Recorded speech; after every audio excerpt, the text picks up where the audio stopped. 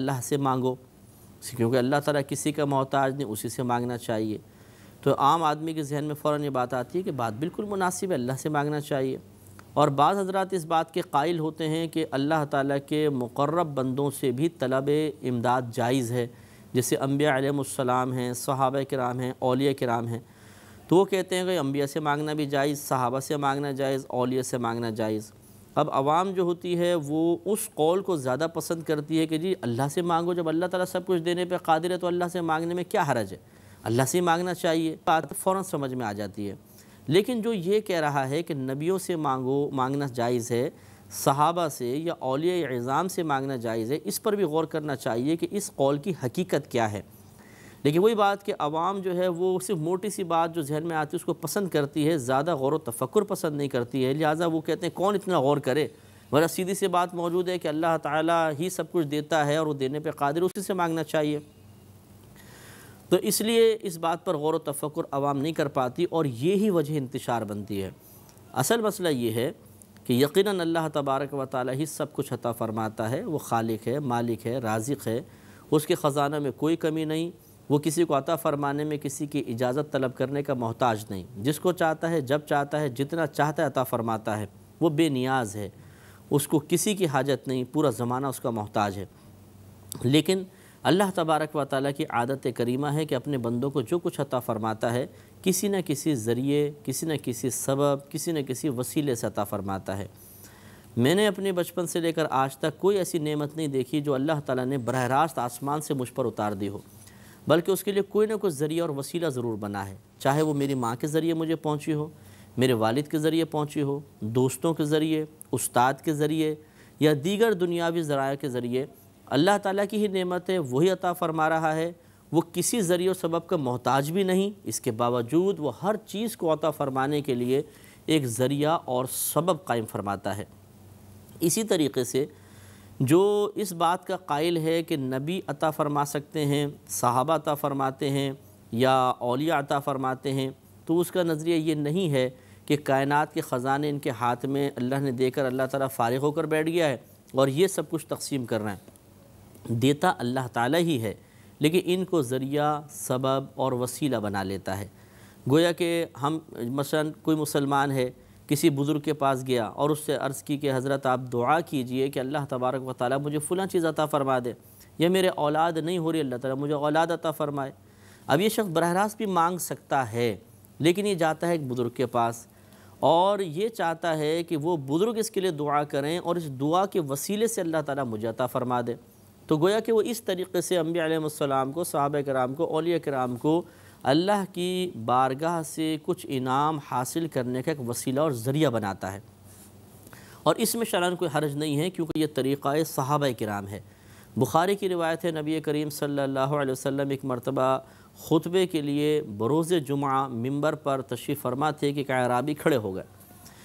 یا رسول اللہ بارش نہیں ہو رہی ہے، قحط سالی بہت زیادہ ہے، مویشی ہلاک ہو رہے ہیں، ہمارے پاس کھانے کے غلے کی کمی ہو گئی ہے، آپ اللہ کی بارگاہ میں دعا فرمائیے کہ اللہ تعالیٰ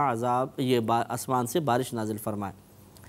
جواب میں نبی کریم صلی اللہ علیہ وسلم نے یہ نہیں فرمایا کہ اللہ تعالیٰ تمہاری آواز سنتا ہے، وہ سب کچھ براہ راست دینے پر قادر ہے، تم براہ راست اللہ تعالیٰ سے کیوں نہیں مانگتے ہو؟ تم اپنے نبی کو دعا کرنے کے سلسلے میں یا طلب بارش کے سلسلے میں ایک وسیلہ کیوں بنا رہے ہو؟ بلکہ نبی کریم صلی اللہ علیہ وسلم نے دعا کے لیے ہاتھ اٹھا دیے۔ تو آپ کا دعا کے لیے ہاتھ اٹھانا اس بات کو ثابت کرتا ہے، یا اس چیز کے جواز کی طرف اشارہ کرتا ہے کہ اللہ کی بارگاہ سے اگر آپ کوئی انعام حاصل کرنا چاہیں، یا کوئی مصیبت وقتی طور پہ آپ پر ہے اور اس کو آپ دور کرنا چاہیں، تو اس کے لیے کسی بزرگ کی دعا کو وسیلہ بنا لینے میں شرعاً کوئی حرج نہیں ہے۔ لہذا نبی کریم نے دعا فرمائی، اللہ تعالیٰ ہم پہ بارش برسا۔ راوی کہتے ہیں کہ ابھی ہاتھ نیچے نہیں آنے پائے تھے کہ بارش برسنا شروع ہو گئی، اور ہم نے تیز بارش میں نماز ادا کی، یعنی کیچڑ کے اندر ہم سجدہ کرتے تھے، اور وہ راوی کہتے ہیں جب ہم واپس جانے لگے تو گھٹنے گھٹنے تک پانی جمع ہو چکا تھا۔ ہم گئے، ایک ہفتے تک مسلسل بارش ہوتی رہی۔ اگلا جمعہ آیا، نبی کریم صلی اللہ علیہ وسلم ممبر اقدس پر جلوہ افروز ہوئے، وہی عرابی یا کوئی اور، کہتے ہیں کھڑے ہو گئے اور عرض کیا رسول اللہ صلی اللہ علیہ وسلم، یہ بارش نے تو بالکل ہی کام کر دیا، ہمارے گھر کی گر گئے، جو چیزیں تھیں وہ بھی بہہ گئیں، تو آپ اللہ کی بارگاہ میں دعا کیجئے کہ رک جائے۔ تو نبی کریم صلی اللہ علیہ وسلم نے پھر اپنے ہاتھ اللہ کی بارگاہ میں دراز فرمائے اور عرض کیا رب کریم مدینے کے اطراف میں برسا، مدینے میں نہ برسا۔ تو راوی کہتے ہیں کہ ہم نے دیکھا کہ مدینے کے اطراف میں بارش ہو رہی تھی اور مدینے میں ایک قطرہ بھی نہیں ٹپک رہا تھا۔ یہ ایک روایت میں نے آپ کو سنائی۔ سیاہ ستہ اٹھا کر دیکھ لیجئے، سینکڑوں مقامات پر صحابہ کرام اس عقیدے کے رکھنے کے باوجود کہ دینے والا اللہ تعالیٰ ہے، وہ عطا فرمانے میں کسی کا محتاج نہیں، پھر بھی وہ نبی کی بارگاہ میں آئے اور انہوں نے آ کر آپ کی دعاؤں کو اللہ تعالیٰ کی بارگاہ سے انعامات کے حصول کا ذریعہ و وسیلہ بنایا۔ تو یہ ضمناً بہرحال تذکرہ شروع ہو گیا، لیکن میں آپ کو عرض کر رہا تھا کہ یہ جو عذاب کی دوری تھی اس زمانے میں، یہ اللہ کی ایک مصلحت تھی۔ کفار جو تھے عوام کے سامنے ایک ظاہری سی بات بولتے تھے جو آرام سے ان کی عقل میں آ جاتی تھی کہ اگر یہ نبی سچ کہہ رہے ہیں تو عذاب کیوں نہیں آ رہا، تو لوگ فوراً اس بات کو قبول کر لیتے تھے۔ اور نبی کریم صلی اللہ علیہ وسلم یا دیگر انبیاء علیہ السلام اس قسم کے لوگوں کو جب سمجھاتے تھے کہ اللہ کا ایک وعدہ ہے، اس کی عادت کریمہ ہے کہ وہ اپنے وعدے کو وقت پہ پورا کرتا ہے، تو انہیں ان باتوں میں غور و تفکر کرنا کہ اچھا اللہ کی عادت ہے اور پہلے بھی ایسا ہوتا رہا ہے اور یہ معاملہ وہ معاملہ، اتنے لمبے غور و تفکر کے لیے وہ ذہنی طور پر تیار نہیں ہوتے تھے اور اس طریقے سے وہ گمراہ ہو گئے۔ تو اعتدال بہت ضروری ہے۔ جیسے ابھی میں نے آپ کو یہ طلب امداد والے مسئلے میں عرض کیا کہ اگر کوئی یہ عقیدہ رکھتا ہے کہ دینے والی ذات صرف ہمارے اللہ کی ہے، ہمارا رب ہی عطا فرماتا ہے، اس کی عطا کے بغیر کوئی ہمیں ایک تنکا بھی نہیں دے سکتا، ایک تنکا، یہ عقیدہ ہونا چاہیے۔ اور اللہ تعالیٰ سے ہی طلب امداد افضل ہے، اولا ہے، یہ بھی ہے۔ لیکن اگر کوئی انبیاء علیہ السلام کو، صحابہ کرام کو، اولیاء عظام کو اللہ کی بارگاہ سے انعامات کے حصول کا ذریعہ وسیلہ بنائے تو اس میں شرعاً کوئی حرج نہیں ہوتا۔ قال رب احکم بالحق، نبی نے عرض کی، یعنی نبی کریم صلی اللہ علیہ وسلم نے عرض کی کہ اے میرے رب حق فیصلہ فرما دے، یعنی تو فیصلہ فرما دے حق کے ساتھ۔ اس سے معلوم یہ ہوا کہ اگر کوئی آپ اس قسم کی کسی بزرگ کے سامنے قیودات بیان کرتے ہیں کہ جی حضرت اللہ سچ سچ یہ بتا دیجئے کہ ایسا ہوگا کہ نہیں ہوگا، بالکل صحیح سے ذرا بیان کر دیجئے ایسا ہوگا کہ نہیں ہوگا، تو اس میں کوئی ناراضگی والی بات نہیں ہے کہ کیا میں جھوٹ بولوں گا، تم یہ بول رہے ہو کہ سچ سچ بتا دیجئے یا حق بتا دیجئے، کیا میں ناحق بولوں گا، ایسا نہیں ہوتا۔ بعض اوقات اپنی بات کو متوازن کرنے کے لیے اور بعض اوقات کامل یقین کے باوجود اس قسم کے الفاظ صرف اپنے ایک باطنی تقاضے کے تحت ذکر کیے جاتے ہیں، جیسے خود قرآن میں ہے قال، اللہ تعالیٰ نے ارشاد فرمایا کہ اے حبیب کریم صلی اللہ علیہ وسلم نے عرض کی رب احکم، اے میرے رب تو فیصلہ فرما دے بالحق، حق کے ساتھ۔ تو کیا معاذ اللہ نبی کریم کو یہ امید تھی کہ ناحق فیصلہ ہوگا؟ ہرگز نہیں، آپ کو کامل یقین تھا کہ حق کے ساتھ ہی فیصلہ ہوگا، لیکن بعض اوقات انسان ایسے الفاظ کو زبان سے ادا کرنا بھی پسند کرتا ہے، یعنی جو یقین حاصل ہے اس کو الفاظ کے ساتھ بیان کر دیا۔ وَرَبُّنَا الرَّحْمَنُ الْمُسْتَعَانُ عَلَى مَا تَصِفُونَ، اور ہمارے رب رحمان ہی کی مدد درکار ہے، یعنی ربنا ہمارے رب رحمان کی ہی المستعان، اسی سے مدد طلب کی جاتی ہے، علی ما تصفون، ان باتوں پر جو تم بتاتے ہو، یعنی جو تم مطلب الٹے سیدھے الزامات لگاتے ہو اور خلاف شرع کام کرتے ہو، سب کچھ اس میں ہم اللہ تعالیٰ سے ہی مدد طلب کرتے ہیں اور اللہ تعالیٰ ہماری مدد فرمائے گا۔ تو یہاں تک سورۃ الانبیاء بھی پوری ہوئی، 112 اس میں آیات تھیں اور الحمدللہ آج ان آیات کا اختتام ہوا، اور اس کے آگے سورۃ الحج ہے۔ سورۃ الحج کا آغاز ہوگا، اس میں تقریباً 78 آیات مبارکہ ہیں اور یہ مدنی صورتوں میں سے ہے۔ مدنی صورتوں میں اکثر آپ غلبہ دیکھیں گے ان آیات کا جو احکام سے متعلق ہے، اور مکی آیات میں یا مکی صورتوں میں غلبہ آپ دیکھیں گے اکثر اخروی امور کے بارے میں یا عقائد کا بیان زیادہ ہوگا، خصوصاً ان عقائد کا کہ جن کا کفار انکار کیا کرتے تھے، جیسے قیامت کا، عذاب کے نزول کا، بروز قیامت اٹھنے کا، حساب و کتاب کا وغیرہ وغیرہ، یہ اکثر اس میں بیان ہوتا ہے۔ تو اس میں ضروری نہیں ہے کہ مدنی آیت ہو تو اس میں کوئی اخروی امور کے بارے میں بیان نہ ہو، صرف احکام ہی احکام ہوں، اسی لیے میں نے غلبہ کے لفظ بیان کیا کہ اکثر اس میں آیات جو ہوتی ہیں احکام سے متعلق ہوتی ہیں۔ بسم اللہ الرحمن الرحیم، یا ایھا الناس اتقوا ربکم، اے لوگو اپنے رب سے ڈرو،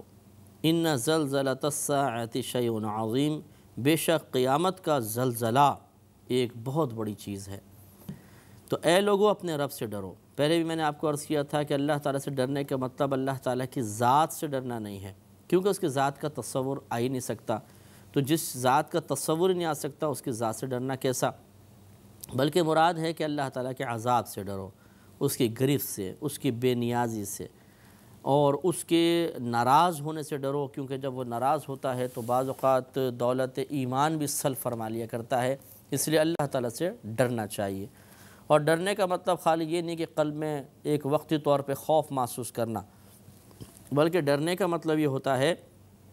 کہ جو اللہ تعالیٰ کے عذاب سے خوف کا تقاضا ہے اس تقاضے کو پورا کیا جائے۔ اور وہ تقاضا یہ ہے کہ انسان نیک اعمال کو، جو عبادات اللہ نے اس پہ فرض و واجب کی ہیں، انہیں ان کی مکمل شرائط کے ساتھ، استقامت کے ساتھ ادا کرنا، اور جن گناہوں سے بچنے کا حکم دیا انہیں مکمل طور پر چھوڑنا، ان سے اجتناب کرنا۔ یہ ہے اللہ تعالیٰ کے خوف کا تقاضا۔ جب تک یہ تقاضا پورا نہیں ہو رہا تو حقیقتاً آدمی اللہ سے ڈرنے والا نہیں ہے، بلکہ ڈر اور خوف کی ایک وقتی کیفیت کا غلبہ ہے جو اس کے قلب پر ہو گیا، اور جب یہ غلبہ ختم ہوتا ہے تو پھر آدمی بے پرواہی نظر آتا ہے۔ اور پھر اللہ نے فرمایا ان زلزلۃ الساعۃ شیء عظیم، بے شک قیامت کا زلزلہ ایک بہت بڑی چیز ہے، کیونکہ بس اللہ تعالیٰ ہم سب کو محفوظ فرمائے اس اعتبار سے کہ قیامت کا زلزلہ جو قائم ہوگا صرف کفار پر ہوگا، مسلمانوں پر نہیں، کیونکہ عیسیٰ علیہ السلام جب دنیا میں تشریف فرما ہوں گے، امام مہدی رضی اللہ تعالی عنہ کا وصال مبارکہ ہو چکا ہوگا، تو پھر حضرت موسیٰ علیہ السلام شادی بھی فرمائیں گے، آپ کے اولاد بھی ہوگی، پھر آپ کا وصال مبارکہ ہوگا تو قوم میں بگاڑ پیدا ہوگا اور لوگ بت پرستی کی طرف مائل ہو جائیں گے، اور پھر ایک وقت آئے گا کہ پوری دنیا میں ایک بھی مسلمان باقی نہیں رہے گا، سب کے سب کافر ہوں گے، اور انہی کفار پر قیامت قائم ہوگی۔ اس کے بارے میں مزید کلام کریں گے، لیکن اگلے پروگرام میں وآخر دعوانا ان الحمدللہ رب العالمین۔ كتاب أنزلناه إليك مبارك ليدبروا آياته وليتذكر أولو الألباب۔ الحمدللہ رب العالمین والصلاة والسلام علی سید الانبیاء والمرسلین، اما بعد فاعوذ باللہ من الشیطان الرجیم، بسم اللہ الرحمن الرحیم۔ سورۃ الحج کی تفسیر شروع ہوئی تھی اور پہلی آیت بیان کی تھی، اس میں آخری حصہ یہ تھا، اللہ نے ارشاد فرمایا کہ اِنَّ زَلْزَلَةَ السَّاعَةِ شَيْءٌ عَظِيمٌ، کہ بے شک قیامت کا زلزلہ ایک بہت بڑی چیز ہے۔ اس کی تفصیل مزید ارشاد فرماتے ہوئے اللہ تعالیٰ نے بیان فرمایا کہ یوم ترونہا، جس دن تم اسے دیکھو گے، تذہل کل مرضعۃ عما ارضعت، کہ ہر دودھ پلانے والی اپنے دودھ پیتے بچے کو بھول جائے گی، وتضع کل ذات حمل حملہا، اور ہر حاملہ جو ہوگی، چاہے وہ انسانوں میں ہو جانوروں میں ہو، وہ اپنا حمل گرا دے گی، یعنی اس کا حمل خوف کی وجہ سے ساقط ہو جائے گا۔ وَتَرَى النَّاسَ سُكَارَى، اور تم لوگوں کو نشے کی حالت میں دیکھو گے، وَمَا هُمْ بِسُكَارَى، حالانکہ وہ نشے کی حالت میں نہیں ہوں گے، وَلَكِنَّ عَذَابَ اللَّهِ شَدِيد، مگر اللہ تبارک و تعالیٰ کا عذاب بہت شدید ہے۔ ان آیات کو سمجھنے کی ضرورت ہے، کیونکہ احادیث مبارکہ اور ان آیات میں باہم موافقت پیدا کرنا بہت ضروری ہے۔ نبی کریم صلی اللہ علیہ وسلم کا فرمان ہے کہ جب عیسیٰ علیہ السلام کا وصال ہوگا تو آہستہ آہستہ بت پرستی شروع ہو جائے گی، بگاڑ پیدا ہوگا، حتیٰ کہ ایک وقت ایسا آئے گا کہ دنیا میں کوئی اللہ کا نام لیوا نہیں رہے گا، صرف کافر ہی کافر رہ جائیں گے۔ جب کافر ہی کافر ہوں گے تو پھر 40 سال تک ان کے ہاں کوئی اولاد پیدا نہیں ہوگی، گویا کہ وہ شخص سب سے کم عمر شخص جس پر قیامت قائم ہوگی 40 سال کا ہوگا۔ اب یہاں آیت یہ کہہ رہی ہے کہ جس دن تم دیکھو گے کہ ہر دودھ پلانے والی اپنے دودھ پیتے بچے کو بھول جائے گی، تو جب قیامت کے قائم ہونے سے 40 سال پہلے تک اولاد کا سلسلہ موقوف رہے گا، تو پھر برود قیامت کون سا بچہ ہوگا جس کو ماں دودھ پلا رہی ہوگی؟ اسی طرح جب 40 سال تک بچوں کی پیدائش کا سلسلہ اللہ تعالیٰ موقوف فرمائے گا تو حاملہ کیسے پیدا ہوگی؟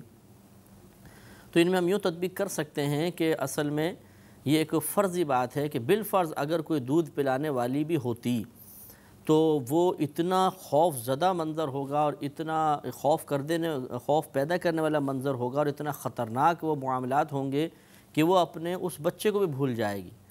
اور یہ بہت ہی کوئی بڑی مصیبت کے وقت ایسا ہو سکتا ہے کہ ماں اپنے دودھ پیتے بچے کو بھول جائے، ورنہ ماں کی شفقت بچے پہ بہت زیادہ ہوتی ہے اور وہ ہمہ وقت اس کی طرف متوجہ ہوتی ہے.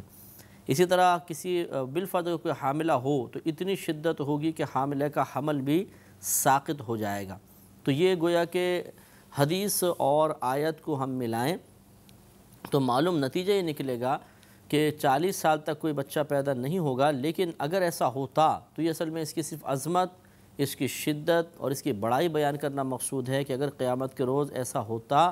تو پھر یہ معاملات ہوتے کہ پھر حاملہ اپنے حمل کو ساقط کر بیٹھتی اور جو مرضعہ ہے دودھ پلانے والی وہ اپنے بچے تک کو بھول جاتی. ہاں، تیسری بات جو بیان فرمائی وہ یقیناً ہوگی کہ تم لوگوں کو دیکھو گے کہ وہ نشے کی حالت میں، حالانکہ وہ نشے کی حالت میں نہیں ہوں گے بلکہ اللہ تعالیٰ کا عذاب شدید ہے. یعنی آپ نے دیکھا ہوگا کہ اگر کسی کو کوئی بری خبر اچانک سنا دی جائے تو وہ غائب الدماغ سا ہو جاتا ہے، اسے کچھ نظر نہیں آتا کہ میں کیا کر رہا ہوں، کیا ہو گیا، ایک دم وہ سن سا ہو جاتا ہے. تو اتنا شدید قسم کا اس وقت قیامت کے روز عذاب اور منظر ہوگا کہ لوگوں کی عقلیں معوف ہو جائیں گی اور وہ بالکل ایسا لڑکھڑاتے ہوئے گرنا شروع ہو جائیں گے جیسے نشے کے اندر ہیں، حالانکہ نشے میں نہیں ہوں گے. اللہ کے عذاب نے ان کے اوپر غلبہ پا کر، ان کی عقلوں پہ غلبہ پا کر اس کو سلب کر لیا ہوگا اور شدید خوف، دہشت اور اللہ تعالیٰ کی گرفت کے احساس کی بنا پر ان کی یہ حالت ہو جائے گی. اللہ تعالیٰ ہمیں بھی اور ہماری آنے والی نسلوں کو اس عذاب سے محفوظ فرمائے. وَمِنَ النَّاسِ مَن يُجَادِلُ فِي اللَّهِ بِغَيْرِ عِلْمٍ وَيَتَّبِعُ كُلَّ شَيْطَانٍ مَرِيدٍ. اللہ تعالیٰ نے ارشاد فرمایا، یہ آیت نضر بن حارث کافر کے بارے میں نازل ہوئی. وَمِنَ النَّاسِ اور لوگوں میں سے بعض وہ ہیں جو مَن يُجَادِلُ جو جھگڑا کرتا ہے فِي اللَّهِ اللہ تعالیٰ کے بارے میں بغیر علم بغیر کسی علم کے، جہالت کے ساتھ اللہ تعالیٰ کے بارے میں جھگڑا کرتا ہے. وَيَتَّبِعُ كُلَّ شَيْطَانٍ مَرِيدٍ اور ہر سرکش شیطان کی اتباع کرتا ہے، اس کے پیچھے چلتا ہے. سرکش شیطان جو ہے یہ انسانوں میں بھی ہوتے ہیں، جنات میں بھی ہوتے ہیں. یعنی جنات تو جو شرارتی ہوتے ہیں انہیں شیطان کہتے ہیں، لیکن انسانوں میں بعض ایسے ہوتے ہیں جو شیطان فطرت ہوتے ہیں. جیسے کہ ابو جہل تھا کہ جس طرح شیطان ہمہ وقت لوگوں کو سیدھی راہ سے ہٹاتا ہے، اسی طرح ابو جہل نے اپنا مشن بنا لیا تھا کہ لوگوں کو اسلام کی راہ سے ہٹائے گا. تو نضر بن حارث کے بارے میں اللہ تبارک و تعالیٰ نے اس کی مذمت کرتے ہوئے ارشاد فرمایا کہ لوگوں میں سے بعض وہ ہیں جو اللہ تعالیٰ کے بارے میں بغیر علم کے جھگڑا کرتے ہیں. تو ایک تو یہ بغیر علم کے جھگڑا کرتا تھا، یعنی اللہ تبارک و تعالیٰ کے بارے میں اس کو مکمل معلومات اور معرفت حاصل نہیں تھی، لیکن یہ اللہ تعالیٰ کے بارے میں کلام کرتا تھا اور معاذ اللہ الٹی سیدھی باتیں اللہ کی طرف منسوب کرتا تھا. جسے اسی نے کہا تھا کہ فرشتے اللہ کی بیٹیاں ہیں. وَيَتَّبِعُ كُلَّ شَيْطَانٍ مَرِيدٍ اور ہر سرکش شیطان کے وہ پیچھے چلتا ہے. تو یہ وہی یعنی دونوں کی اطاعت کرتا ہے. یہ جنات کی بھی، جو ابلیس جن ہے، شیطان ہے، اس کا بھی کہنا مانتا تھا، اور اس طرح اسلام کے خلاف جو بھی شرارت کرنے والا ہوتا تھا نضر بن حارث اس کے ساتھ ہوتا تھا. تو اس لیے اللہ تعالیٰ نے اس کی مذمت بیان فرمائی. معلوم یہ ہوا کہ بغیر کسی علم کے اللہ کی طرف کوئی غلط بات منسوب کرنا یہ بھی منع ہے، بلکہ کچھ منسوب نہیں کرنا چاہیے، اچھا بھی برا بھی، کیونکہ ہمیں یہ بغیر علم کے جب تک آپ کو معلومات نہ ہوں. کیونکہ بعض اوقات ایسا ہوتا ہے کہ آدمی ایک اچھی چیز اللہ کی طرف منسوب کر رہا ہوتا ہے، حالانکہ وہ چیز اللہ کی شان کے لائق نہیں ہوتی. وہ اس چیز کا اچھا ہونا اس کی عقل کا فیصلہ ہوتا ہے، شریعت کا فیصلہ بعض اوقات اس کے خلاف ہوتا ہے. شریعت اس چیز کو ناپسند رکھتی ہے. مثال کے طور پر اگر کوئی کہے کہ اے اللہ تعالیٰ اگر تو ہمارے پاس آ جا، ہم تیری خدمت کریں گے معاذ اللہ. اب وہ بڑے اچھے انداز سے کہہ رہا ہے اللہ تعالیٰ میں تیری خدمت کروں گا. اب اللہ تعالیٰ پاس آ جائے، خدمت کروں گا، تو اللہ تعالیٰ معاذ اللہ کوئی عام انسان کی طرح کوئی ہے کہ وہ جسمانیت رکھتا ہو اور سامنے آ کے بیٹھ جائے اور ہم اس کی مالش شروع کر دیں گے معاذ اللہ. تو اس سے چونکہ غلط تصور قائم ہوگا، اس لیے اس قسم کی باتیں کہنے کو فقہا نے سخت منع فرمایا ہے. اب وہ اپنی دانش میں ایک اچھی بات کہہ رہا ہے، لیکن شریعت اس کی اس بات کا رد کرتی ہے اور اسے اس جہالت پر متنبع کرتی ہے کہ اس جہالت کو دور کیا جائے. یہ عذر نہیں چلے گا کہ جیسے ایک مبہم سا واقعہ مجھے یاد آ رہا ہے کہ جیسے موسیٰ علیہ السلام کسی مقام سے گزر رہے تھے، ایک آدمی خود ہی کہہ رہا تھا اللہ تعالیٰ اگر تو میرے پاس ہوتا میں تیری کنگھی کرتا، میں یوں کرتا وہ کرتا. تو موسیٰ علیہ السلام نے شاید اس کو ڈانٹا تھا، یہ کیا معاملہ ہوا تھا، تو اللہ تعالیٰ نے اس پر کچھ وعید بیان فرمائی. اس قسم کے واقعات جاہلانہ واقعات ہیں، یہ اسرائیلی روایات ہیں جن کو بیان نہ کیا جائے. اگر وہ ہو سکتا ہے کہ اس شریعت کے اعتبار سے بھی ہو، لیکن ہماری شریعت بلکہ اصول یہ ہوتا ہے کہ جب ایک آدمی مسلمان ہے تو اسے علم سیکھنا فرض ہے. اب اگر وہ اپنی جہالت کی بنا پر اس قسم کی باتیں کہہ رہا ہو تو اس کی گنجائش نہیں نکلے گی کہ چلیں جی یہ تو اپنی عقیدت و محبت کا اظہار کر رہا ہے، اس کے پاس تو علم ہے ہی نہیں تو اس کو رعایت دے دو، تو اس کا مطلب اسے کفر بکنے کی اجازت دے دی جائے. ایسا تو نہیں ہوگا. لہذا گرفت سخت ہے. ہمارے نبی کریم صلی اللہ علیہ وسلم نے واضح طور پہ ارشاد فرمایا کہ بعض اوقات انسان کی زبان سے ایک جملہ نکلتا ہے، اسے اس جملے کی اہمیت کا احساس بھی نہیں ہوتا، لیکن وہی جملہ اس کے لیے جہنم میں دخول کا سبب بن جاتا ہے. دیکھیے صراحتاً بخاری کی روایت ہے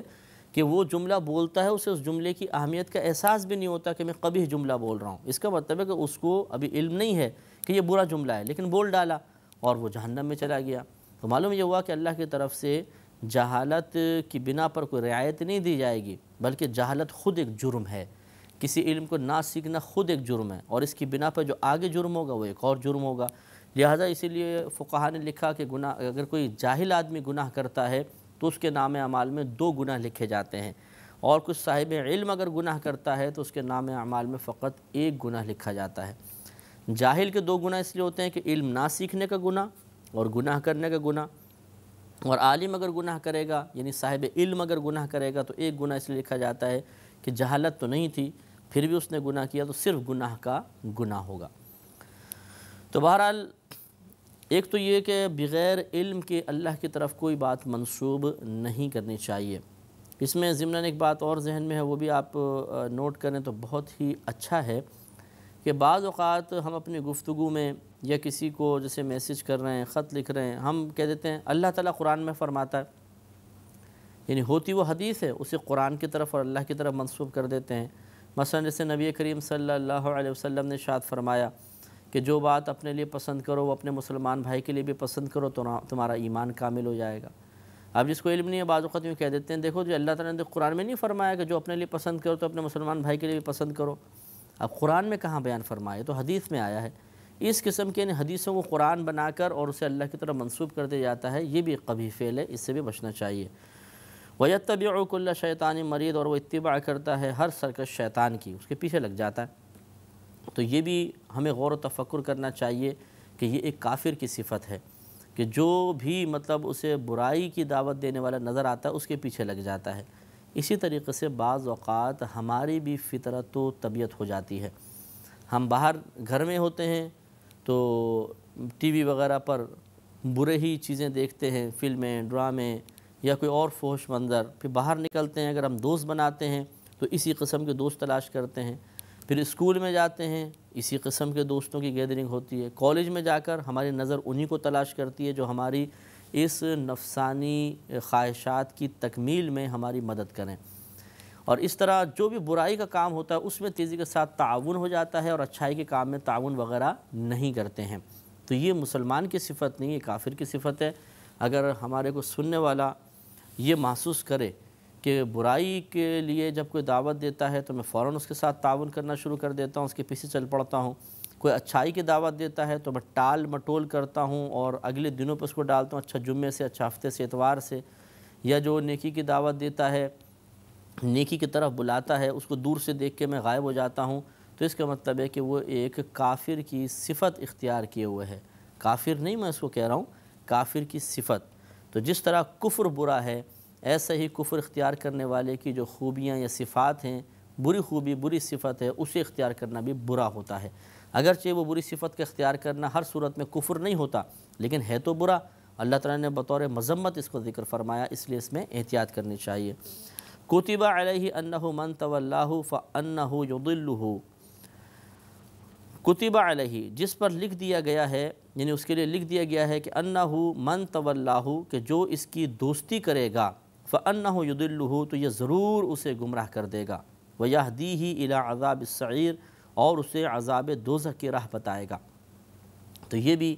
یعنی اللہ نے فرمایا کہ وہ جو شیطان کی اتباع کرنے والا ہے اس کے لیے پھر یہ بات لکھ دی گئی ہے، یعنی اس کی سعادت کو یہ عادت اتنی پختہ ہے تو اس کے لیے لکھ دیا گیا کہ یہ تو ایسا ہی کرے گا کہ جو بھی اس سے دوستی کرتا ہے یہ اسے گمراہ کر دیتا ہے اور عذاب سعیر جہنم کے عذاب کی طرف دعوت دیتا ہے۔ تو ہمیں اس موقع پر بھی غور کرنا چاہیے کہ کہیں ہماری عادت بھی ایسی تو نہیں کہ جو ہمارے قریب آتا ہے ہم سے دوستی کرتا ہے ہم اس کو برائی کی راہ پہ ڈال دیتے ہیں اور اسے برائی کی دعوت دیتے ہیں۔ اللہ تعالی ہم سب کو اس سے محفوظ فرمائے۔ اور سابقہ زندگی میں اگر ایسی غلطی ہوئی کہ کوئی پاکیزہ ذہن لے کر ہمارے پاس آیا اور ہم نے اس کے ذہن کو گندگی میں مبتلا کر دیا، کوئی پاکیزہ طبیعت تھا ہم نے اسے گندی طبیعت کی طرف مائل کر دیا، کوئی پاکیزہ عادت تھا ہم نے اس کی عادات کو خراب کر کے قلبی سکون حاصل کیا، تو اس کا مطلب یہ ہے کہ ہم بہت برے ہیں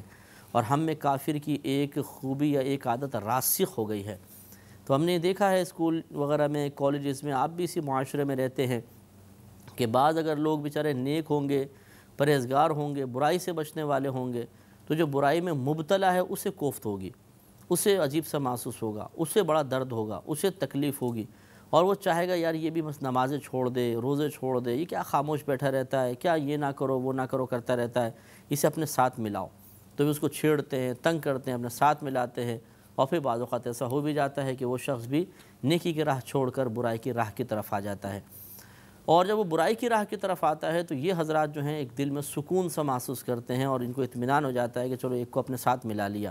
حالانکہ یہ سکون قلب نہیں ہے بلکہ اس سکون قلب کے نیچے اللہ تبارک و تعالیٰ کا عذاب پوشیدہ ہے۔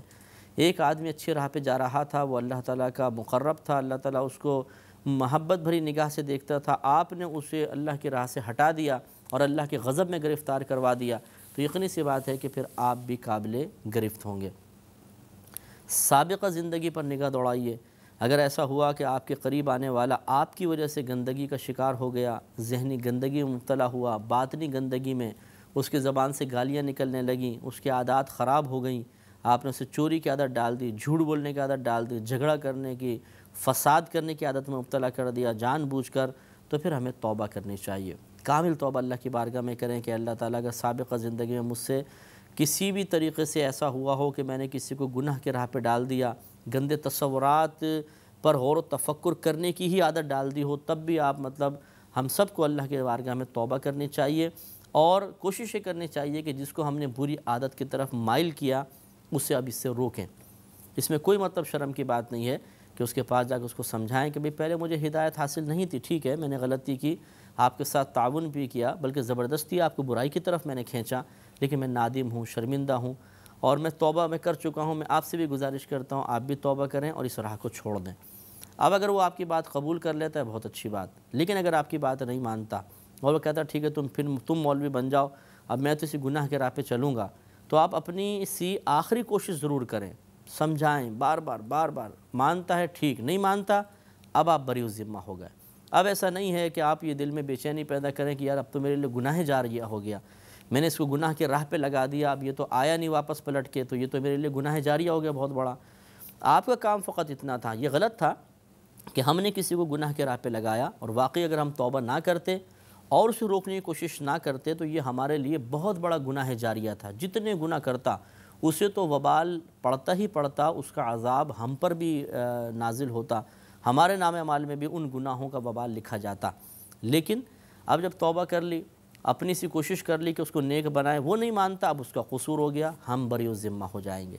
اس لیے زندگی مختصر سی ہے، لوگوں کو برائی کی طرف بلانا، مائل کرنا بہت آسان ہے، اس میں کوئی کمال کی بات نہیں ہے۔ اگر ہم یہ سمجھتے ہیں کہ ہم نے کسی کو گندگی کے راہ پہ لگا دیا، کسی کو فحش موویز دیکھنے پر لگا دیا، فحش ویب سائٹ کی وزٹ کرنے پر ہم نے اس کو مائل کر لیا، ہم فحش باتیں کرتے ہیں، وہ پہلے بڑا خاموش بیٹھتا تھا، اب ہمارے ساتھ شریک ہو گیا، تو یہ بہت بڑا کمال ہے؟ کوئی بڑا کمال نہیں ہے، کیونکہ برائی انتہائی آسانی سے حاصل ہوتی ہے۔ آپ نے تو ایک بہت آسان سا کام کیا ہے۔ اگر آپ واقعی یہ سمجھتے ہیں کہ آپ ماہر ہیں، آپ میں بہت قابلیت ہے، بہت صلاحیت ہے، تو مشکل کام میں ہاتھ ڈالیے، اور مشکل کام یہ ہے کہ اس دور میں رہتے ہوئے خود بھی گناہوں سے بچنا اور دوسروں کو مکمل طور پہ گناہوں سے بچانے کی کوشش کرنا، یہ ہے کمال، یہ ہے بہت بڑی بات، اور یہ بہت عظیم منصب ہے جو اللہ تعالیٰ نے انبیاء علیہ السلام کو عطا فرمایا، صحابہ کرام کو، اولیاء عظام کو، کہ وہ خود بھی گناہ سے بچتے رہے اور دوسروں کو گناہوں سے بچاتے رہے۔ یہ کمال اختیار کرنا چاہیے۔ اچھی چیز کو اختیار کرنا فائدہ مند ہوتا ہے، بری چیز کا اختیار کرنا کوئی کمال کی بات نہیں ہے، یہ بہت بری بات ہے، اور اللہ تعالیٰ نے ایک کافر کی صفت کو کے طور پر اس بات کو بیان فرمایا۔ لہٰذا اسی طرح خواتین کے اندر بھی کہ بعض کالجز کے اندر، یہ ہاسٹلز میں خاص طور پہ یہ معاملات بہت زیادہ ہمارے مشاہدے میں آئے کہ بعض لڑکیوں کی یا خواتین کی عادات خراب ہو جاتی ہے، لڑکوں کو لفٹ دینا، ان کو میسیجز کرنا، انہیں جان بوجھ کے اپنے پیچھے لگانا، پھر ان سے یہ کہ تحائف وصول کرنا، چاہے وہ موبائل کے کارڈ کی شکل میں ہو، کس طرح ہو، اور پھر وہ دوسری لڑکیوں کو بھی خراب کرتی ہیں۔ اس پر انشاءاللہ مزید کلام کریں گے، لیکن اگلے پروگرام میں وآخر دعوانا ان الحمد للہ رب العالمین۔